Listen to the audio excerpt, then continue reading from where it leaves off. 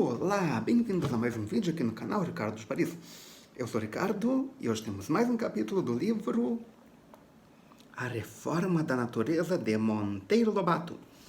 Mas primeiro, curta o vídeo. E se for a primeira vez aqui, inscreva-se e acione o sininho para receber as notificações. Já curtiu? Já se inscreveu? Já assinou o sininho? Então vamos para a história.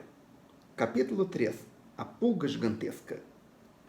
Na ilustração temos um homem encostado numa árvore, acuado diante de um inseto enorme. Que inseto será esse? Será uma pulga? Será uma formiga? Vamos descobrir. Mas você já curtiu, não é?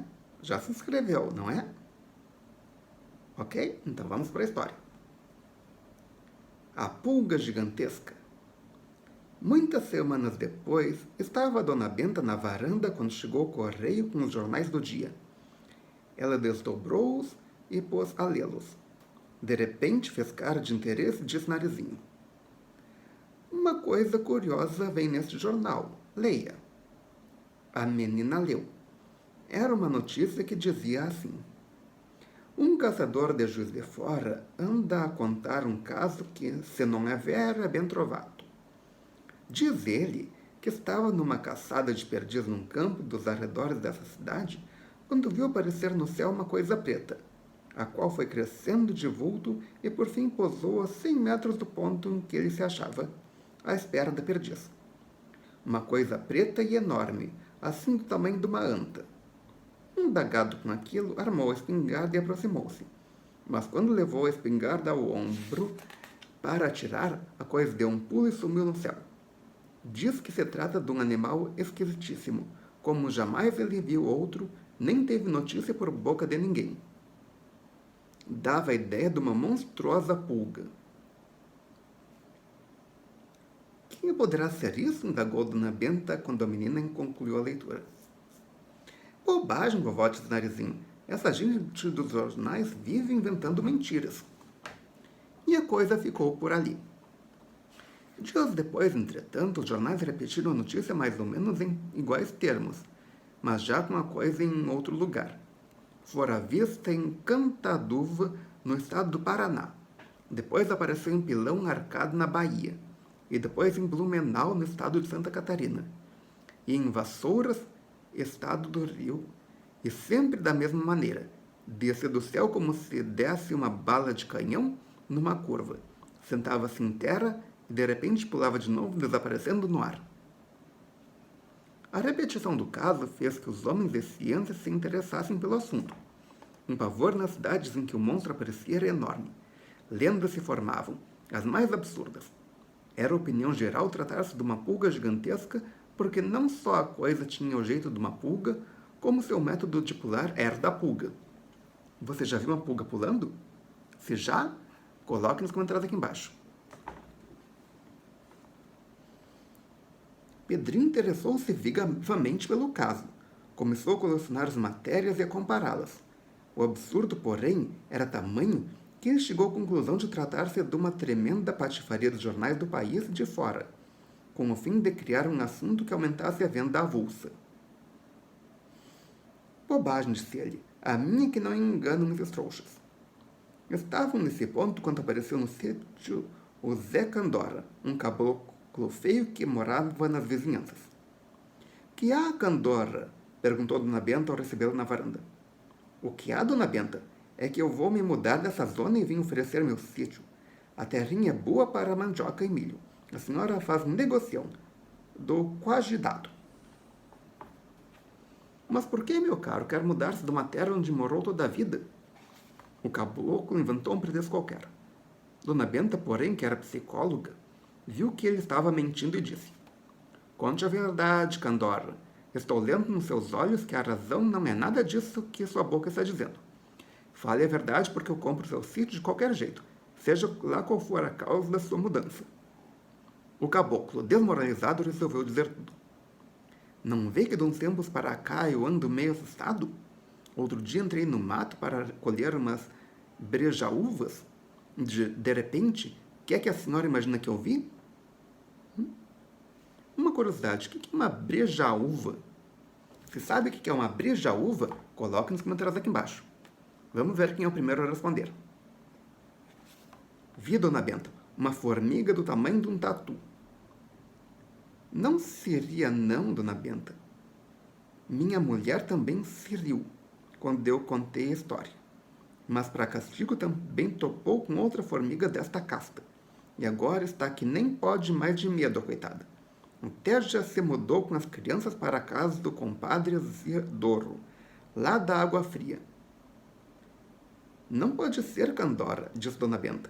As formigas são animaizinhos velhíssimos de milhões de anos e não consta que até agora aparecesse nenhuma maior que o içá. Nem na África, que é a terra dos bichos grandes, há formigas do tamanho de tatus.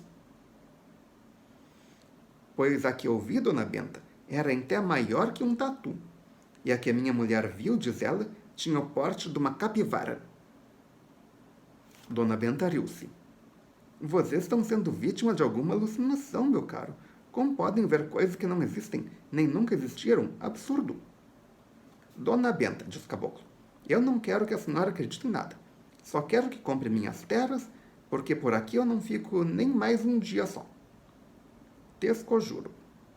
Pedrinho, Narizinho e Emília estavam presentes e muito interessados na conversa.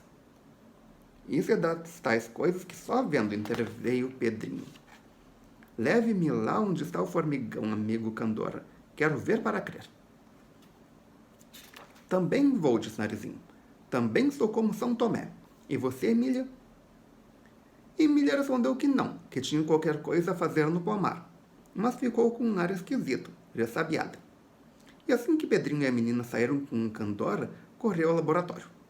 Visconde, disse ela, o Candora apareceu com a história de uma formiga do tamanho de um tatu.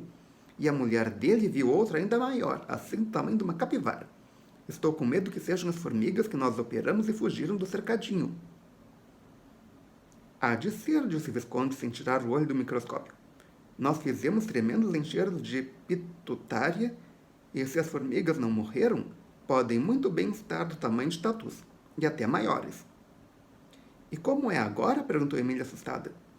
Agora é isso mesmo, respondeu o Visconde. Elas andariam aí pelo mundo, as taras ignorantes, e por fim se extinguirão, porque não podem reproduzir-se. Oh, se se reproduzissem, seria um enorme transtorno para os genes. Imagine milhões e milhões de formigas do tamanho de tatus espalhadas por todas as terras. Como iria arranjar-se o Homo sapiens? Se sendo as formigas pequeninhas como são, elas já tanto atrapalham, imaginem se fossem do tamanho de tatus. Só neste momento ergueu os olhos do microscópio. Pois eu queria ver isso, continuou ele. Se é verdade, nós sem o querer fizemos a maior descoberta do século, Emília, e vamos ganhar o prêmio Nobel. Podemos aplicar o processo nos bois e obter bois do tamanho de montanhas. Para o abastecimento de carne aos açougues, um boi deste de vulto seria a maior das minas. E Emília mostrava-se apreensiva. Por fim falou. Quer dizer que o tal coisa preta que os jornais contam, que aparece ora num ponto, ora noutro, é a nossa pulguinha operada? Pode ser, concordou o Visconde. Mas também essa pulga não se reproduzirá. Morrerá qualquer dia e pronto. As últimas notícias, continuou Emília, dizem que ela ataca os bois e carneiros para beber-lhes o sangue. Nada mais natural. As pulgas são hematófagas, isto é, bebedora de sangue. As pequenas picam os animais e sugam uma gotinha. As nossas são grandes assim, só poderão encontrar sangue suficiente num boi ou num carneiro. Nada mais natural. E de que tamanho será o pulo que elas dão? Quis saber Emília. Muito fácil fazer a conta, respondeu o Visconde, tomando lápis. Pelo que você me disse, a pulga tem o tamanho de uma anta. De uma anta grande, confirmou Emília. Muito bem. Uma pulga de cachorro pesará 1 miligrama. E uma anta grande pesará aí uns 200 quilos. Ora, como 200 quilos correspondem a 200 milhões de miligramas, a nossa pulga é 200 milhões de vezes mais pesada que uma pulga comum. Como uma pulga comum dá pulos de 1 palmo, a nossa pulga poderá dar pulos de 200 milhões de palmos. ou seja, 44 mil quilômetros, ou mais de uma volta inteira em redor da Terra. Emília riu-se. Que absurdo, Visconde. Um pulo não pode estar em relação com o peso.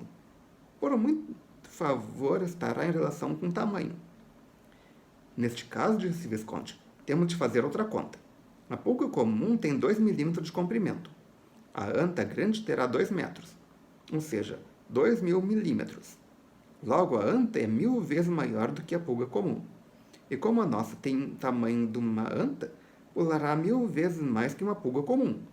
Pulará, portanto, 1000 palmos, ou seja, 220 metros. Bem, isso já está mais razoável, disse Emília, concordando com a segunda matemática do Visconde, e pôs-se a refletir. Em que está pensando? Perguntou o Visconde. Estou pensando que, se a guerra não tivesse acabado, os homens eram capazes de utilizar as nossas pulgas para os bombardeios das cidades. Engraçado, em vez de fábricas de obuseiros, fariam criações de pulgas que levassem uma bomba atada à cauda. Logo que Narizinho e Pedrinho chegaram ao sítio do Candora, foram para o mato onde andava a tal pulga gigante, a tal formiga gigante. Pedrinho levava o bodoque e um facão. Se encontrasse o monstro, faria como Hércules lá na Grécia. Amassava-lhe a cabeça com uma petolada, depois cortava-lhe o pescoço. Eu acho que quem fez isso não foi o Hércules na Grécia, foi o Davi em Israel. Sabe alguma coisa sobre o assunto? Coloque nos comentários lá embaixo. E não foi o monstro, foi Golias. Mas nada acharam. Por maior que seja uma formiga, não é fácil encontrá-la no meio da mata, de modo que a excursão estava a pique de falhar. Pedrinho só encontrou 2 periquitos e um tucano, aos quais não fez nada porque, perto de Narizinho, ele não tinha ânimo de usar bodoque. A menina não admitia periquiticídios nem tucanicídios. Qual o seu Candora? Disse ele. Parece que o caso é como a vovó disse, alucinação. Você, gente do mato, enxerga muita coisa que não existe. É o medo. Nada para criar monstros como o Senhor Medo. Mas eu juro que vi, Pedrinho. Vi com esses olhos que a terra há de comer. É minha mulher também. Então, se não fosse verdade, tinha ela fugido com as crianças para a casa do compadre Isidoro, que é uma bisca? Está bem, se você jura outra coisa. Tenho de acreditar. Mas é uma pena que essa formiga só apareça para você e sua mulher. Nem bem acabou de dizer isso, e uma frialdade de sorvete lhe correu pela espinha. Qualquer coisa estava se mexendo na moita próxima.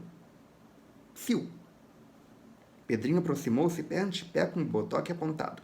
Foi chegando, de repente, prrr! Uma coisa enorme saltou da moita e subiu no ar. Pedrinho ficou de coração aos pinotes. Voltou correndo para perto da menina e do caboclo. Que susto! Pude ver bem. Não era formiga gigante, não, mas um grilo assim do tamanho do rabicó. Eu podia ter atirado, mas minha mão tremeu na hora. Um grilão verde. Assim que me percebeu, armou o pulo e sumiu no céu. Narizinho estava impressionadíssima. Eu também vi, disse ela.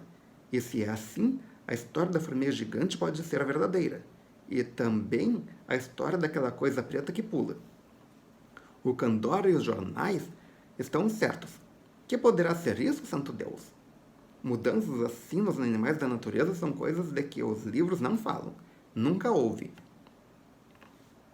Não sei, disse Pedrinho. Estou com as ideias atrapalhadas. Não compreendo nada de nada. Voltaram para casa correndo.